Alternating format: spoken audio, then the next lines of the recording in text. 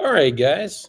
Great to see everybody here. Okay, so in the Ask Me Anything area on the app, remember there's a teal button um, that you can hit. Ask a question. You can put that in, and we'll be able to see it on our side and be able to go ahead and address those. So I encourage you to ask away. If you want, we've got three questions teed up already, and so here they are. So the first is on the assess tool, can it access investor information? And the answer to that is sometimes it can. It depends on how the information is available on like a pharma company's website.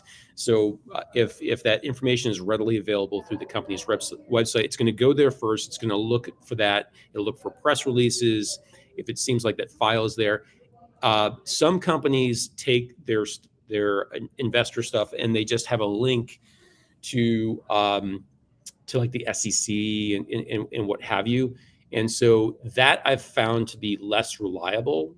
We're trying to make improvements in that particular area, but it's going to the company website first to look for that information. And so it may not have a completely robust answer. However, if you have an investor document, you can upload it with your question into the AI, and it'll analyze it for you, which is really, really neat. So if you do want to do that, that is possible. You can copy, you can paste, you can upload. Feel free to go ahead and do that. The second question is can it compare jobs? And my answer to that would be it can. What I would say is think about how you want to ask the question, and then I would supply the tool with the job descriptions for those two jobs and let it do a comparison for you, which is very, very helpful. So what questions do you have about the differences? So if it's skills, qualifications, perhaps your fit for those types of things, that's very, very helpful. The next question is around culture. So most pharmaceutical and biotech and life sciences companies will have an About Us page. Sometimes it's a career page. It's about life at XYZ Pharma, our mission, vision, and values, that sort of information. The AI tools can look at all of those things. And we've got some improvements that are coming in that particular area with a new tool that's coming out that's going to be added to the studio of tools that are inside Jobs AI that can help match your interests when it comes to your vision, your values, things that are important to you from a culture standpoint, and it'll analyze that information that's public about the company as well. What we're looking to do in the future, so for those of us that want to join the journey on Jobs AI, is we want to give these tools access to more and more resources. So with any information, you worry about the quality of that information. We would like it to be able to link to things like Glassdoor, so we can take a look at employee reviews on companies as well to help with that cultural fit with those organizations, what the employee experience is look like. So that is on the roadmap for June, but I think that you'll find that that's going to be pretty fun. We also have a voice agent that's coming to Jobs AI, which is going to allow you to go into the tool and you'll be able to click a button and you're going to be able to talk to an AI. Now, right now you can do it by typing in a text chat, but you're going to be able to do it with a voice AI pretty soon. Now that's really cool. There's a lot to it. It's in the testing phases right now. It works pretty good. I think it's going to be a lot of fun. It'll allow you to do mock interviewing for that. So we'll cover more of that tomorrow as we talk about competing, for the particular role. But the voice conversation will come to the assess portion of the tool. And remember, Jobs AI is set up with 3 major steps that you want to go through. Now, there's lots of tools in there, but in the job related part, step 1 is find, step 2 is assess, which we covered today, and step 3 is compete. And that compete thing is going to be more and more robust as we go. So, all right. So additional questions have come up. Can you please give us access to the tool that manages everything. Okay, so Judy, on that question, so you should have received an email from the Jobs AI assistant that we walked through today.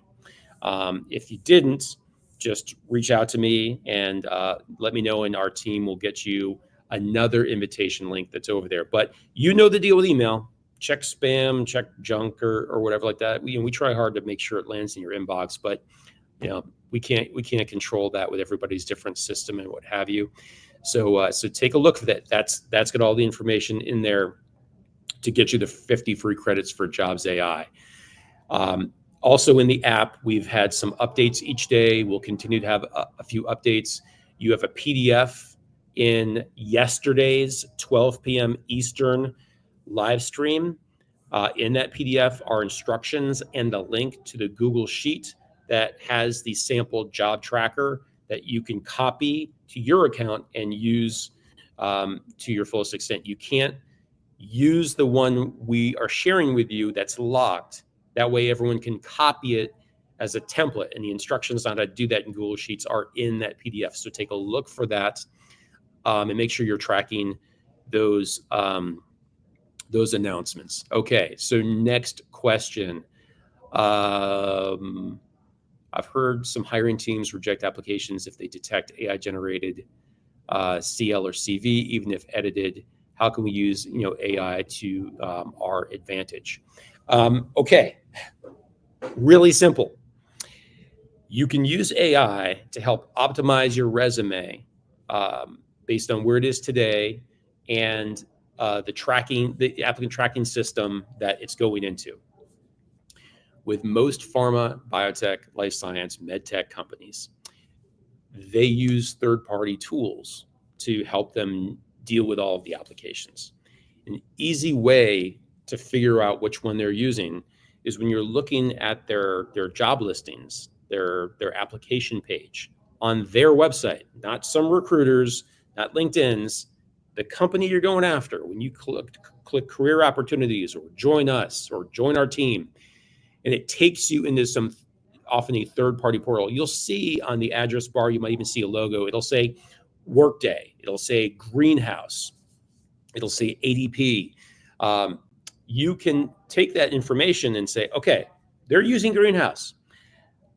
Here's my resume. Put it into Jobs AI.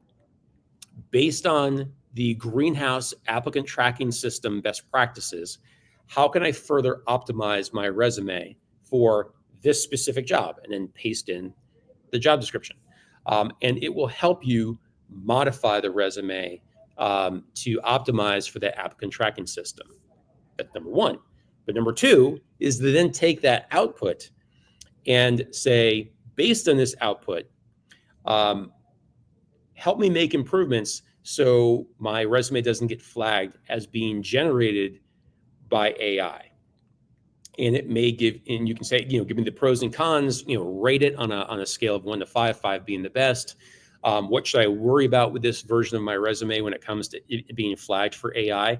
You can use Jobs AI to help you take a look at that. So to produce some sort of output, but then to scrutinize and then further optimize the output based on other criteria. I would say this. What I have heard most often is that resumes, CVs, et cetera, that come in as a text document, as a Word doc, as a PDF, when you use templates like Canva or some of the built-in resume templates in Microsoft Word, for example, they often will have like this column with skills and beautiful things about your qualifications and experiences. And then the bigger part of the document is, job, time in job, bullets about the job, or a paragraph that describes the company, the actions, the results that you created. By the way, the CAR acronym is helpful. Companies, actions, results. That's what a lot of people look for. When I was hiring people at BMS, for example, that was one thing that I when I was going through resumes, I'd look for companies, actions, and results. What actions did you take in that particular company? What results did you produce? Were very, very important to me. So CAR, take a look at that. But back to your question. resumes that are not optimized to go into these processors can be problematic. And so if you're going to use Canva, or if you're going to use some gorgeous template for your resume, my humble advice to you would be is that's the one you print out and you use in the interview, the face-to-face interview.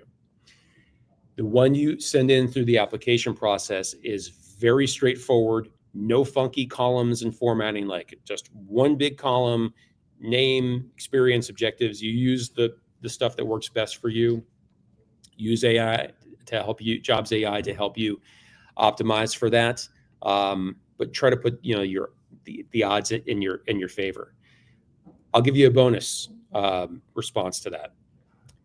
The best way to eliminate all of this craziness with AI and applicant tracking systems, looking at things and eliminating people prematurely, is to be a referral and to be someone in the network with that hiring manager that gets your resume immediately pulled from everything else like that. When I was hiring people at big pharma or small biotech, if one of my colleagues told me that you were applying for that job, I don't care what the applicant tracking system said. I don't care what the recruiter filtered down for me. I appreciate what HR might have said as far as them stack ranking the resumes that came in. I would find that person's resume, would find their application, and I would put it under serious consideration. Doesn't mean you interviewed them, but the network is absolutely the tonic that cures a lot of things when it comes to this application process. Great question. I very much appreciate it. Okay. All right. So, will the culture capabilities ever go beyond stated culture on company websites, which are not necessarily reflective of actual culture experienced? Great question. I don't think it can. Getting anecdotal stuff and then it propelling it forward is not really, a best practices when it comes to really any of the decision making, including the stuff that the AI puts out. So, taking a look at, I hate to even say the name of that website, Cafe Pharma. I mean, that place is just a cesspool. But we're not going to let our tools look at Cafe Pharma to kind of like assess culture, when it comes to companies. The Glassdoor reviews.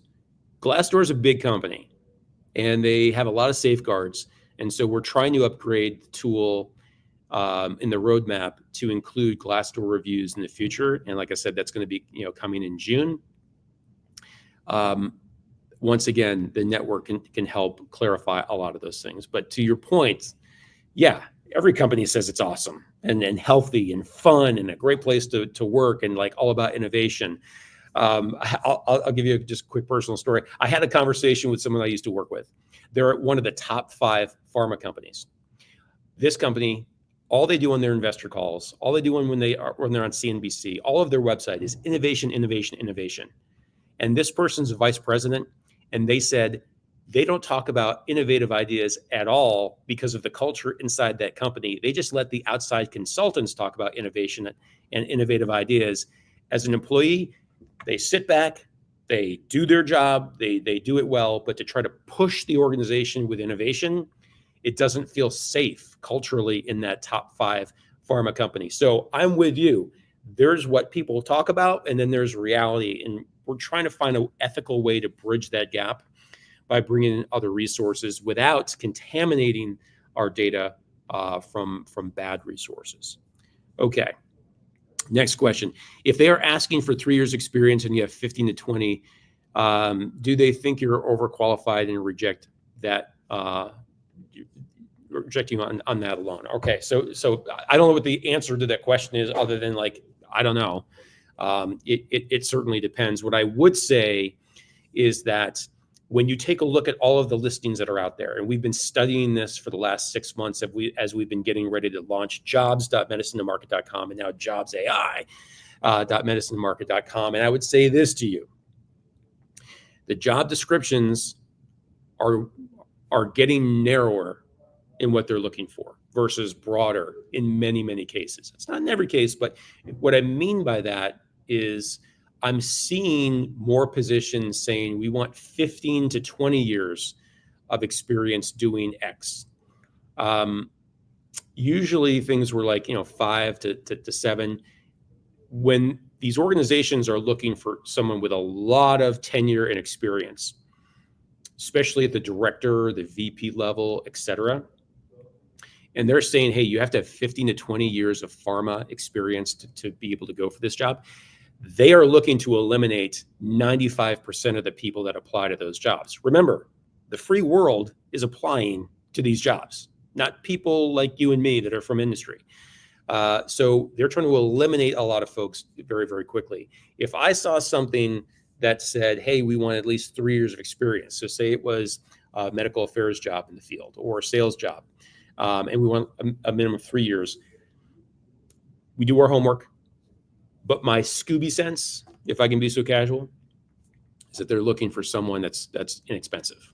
The compensation, if you told me that right now there are strategic account manager jobs out there that are paying between 130 and 180 base US dollars, 130 to 180. And most of those roles are requiring 10 to 12 experience in biotech to be able to get that strategic manager job. Okay, so if that's the base in that range, if it was a strategic account manager at a different company, it says you have to have at least 3 years, I would say to you that that base is probably under 100. And unless you're in California or New York City, in the US, most of these salaries are not posted. Some companies are doing it more often than others, but those are two areas where the salary ranges are supposed to be disclosed, and they usually are. I would say that, yeah, they're probably looking for someone who's inexpensive. And so if that interviewer says, hey, I'm not going to interview Frank because he's got all of this experience, I think that they're missing an opportunity, but they also might say, hey, well, he's probably not a compensation fit because he's got 20 years of experience. We're saying you have to have a minimum of 3. So the compensation range we're going to have is just way out of whack, because you want at least 3 things when you're hiring people.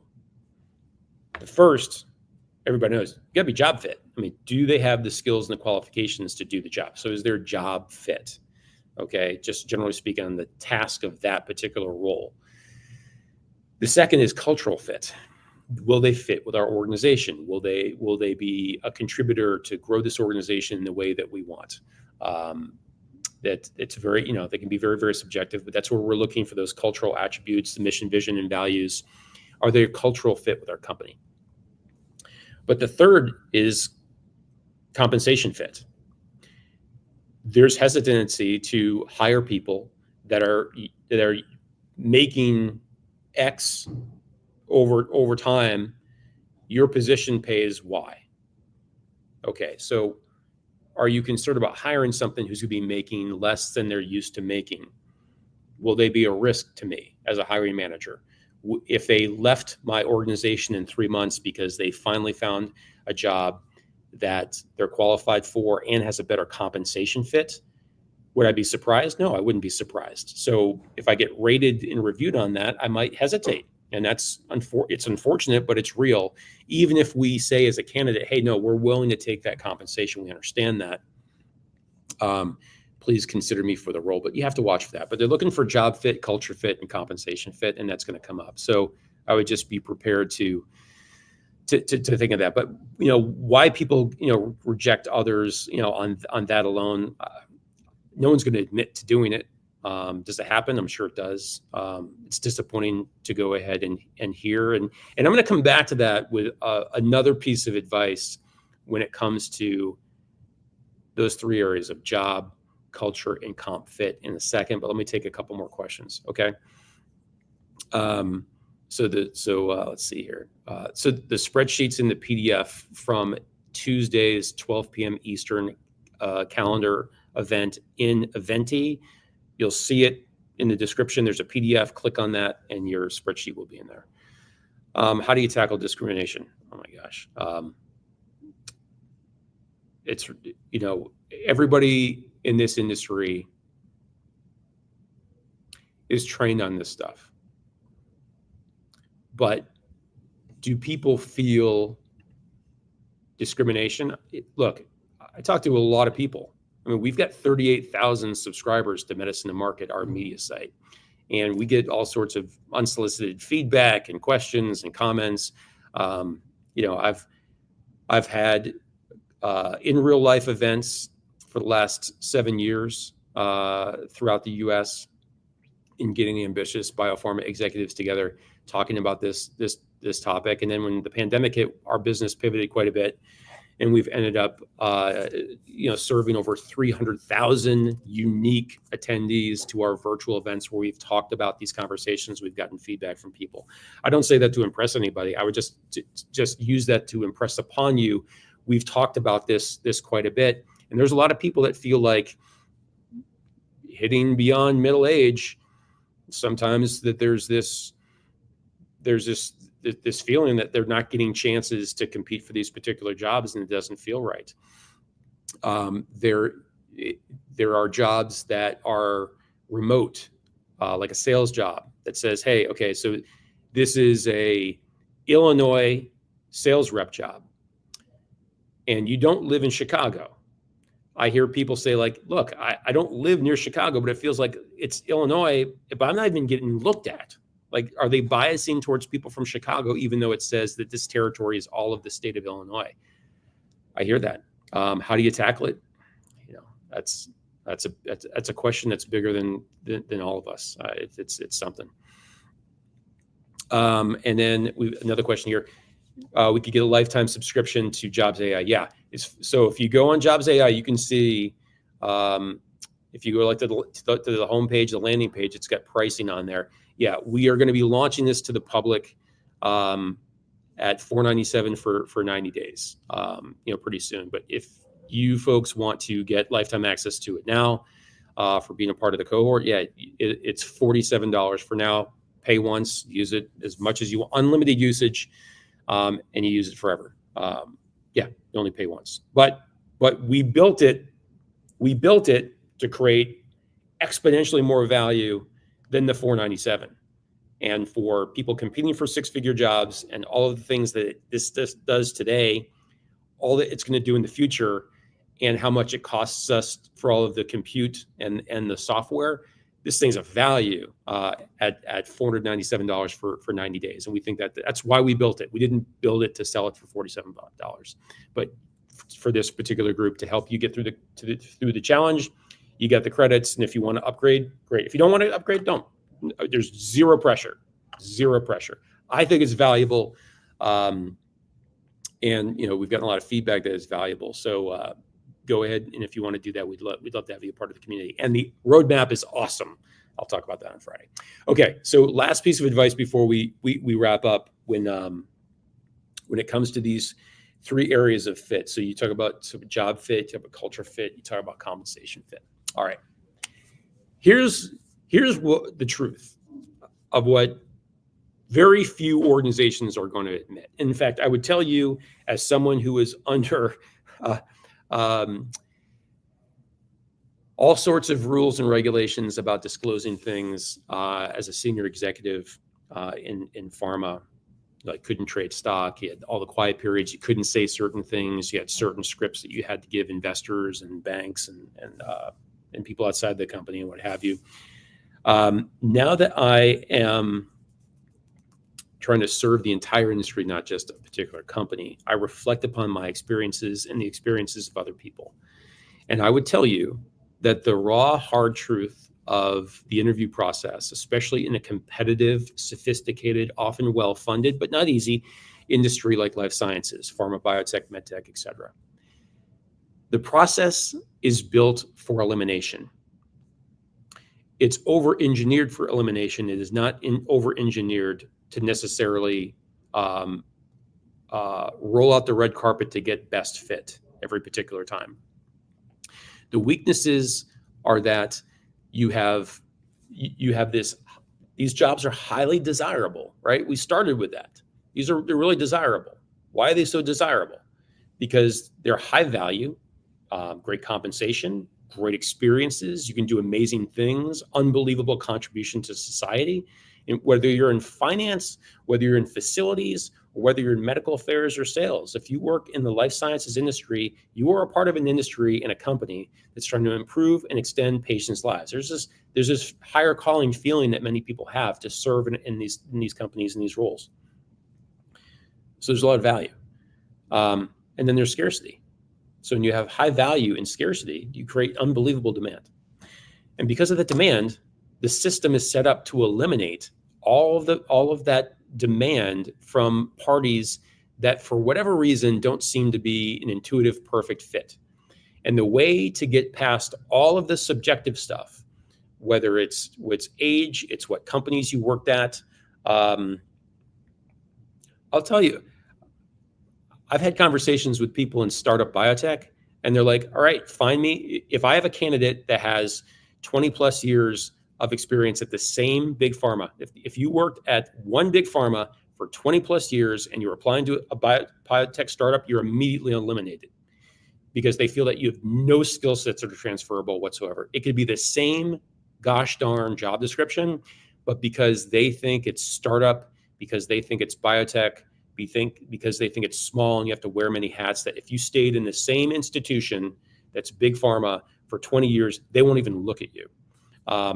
Those are things that I hear from people. Like, so this is the raw truth.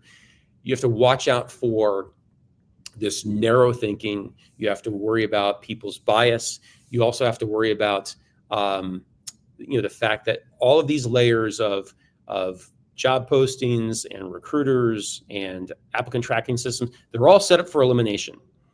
So how do we thread the needle to get to that pool of candidates that does actually get to go ahead and compete? You need to have an edge. In today's day and age, it's 2025. I say to people that aren't into using the tech, it's like, wake up. You're competing against people that are using it. This is not about you. This is about the market. And the market is evolving and using technology. You have to do that to give you an edge to either validate or come up with something new. And coming up with something new isn't the point. It's validating your strategy, if nothing else, by using these tools and technologies. That'll help you get through it. But the cure to all of that, to use a life science metaphor, the cure is the network. So you need to network like crazy.